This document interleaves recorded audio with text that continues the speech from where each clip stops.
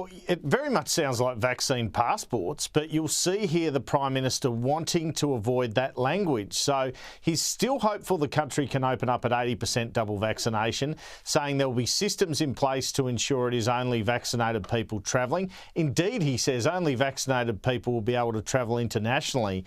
But he's so keen to avoid the term vaccine passports or to tick off on that, despite it being clear that's the system we're signing up to.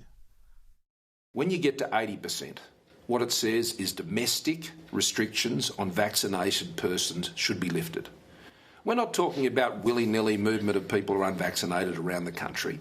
We're not talking about plane loads of COVID going from one state to the next. That's a nonsense. That's not what is under contemplation. So there'll be different And I don't paces? think any Premier thinks that's the case. To enable Australians to travel again, overseas, vaccinated Australians, for vaccinated Australians to come to Australia, for people to be able to move around, then home quarantine needs to work.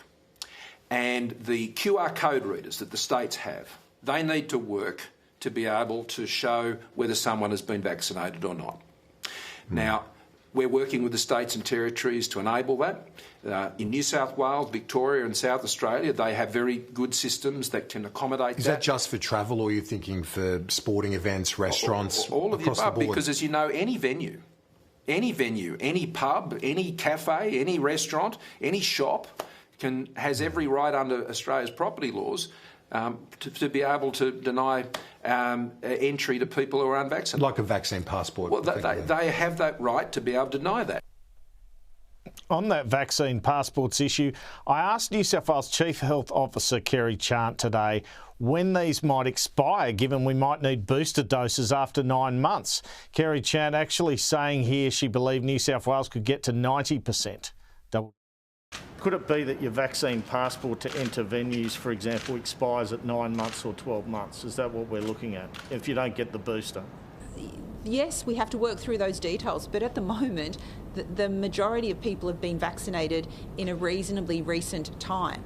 Obviously, there will be recommendations, and we will expect an ongoing level of vaccine coverage. But also, as we get that coverage high, and I think I've talked about my aspirational dreams of us being the most vaccinated country, we have generally been strong supporters of vaccine. I think you can get to 90% in New South Wales.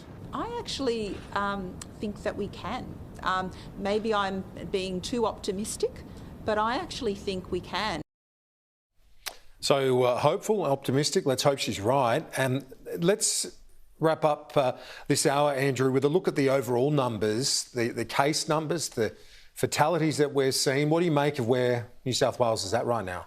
Well, I think it was 1220 new cases today, so coming down off the peak, but we normally see the highest numbers on Saturdays and Thursdays.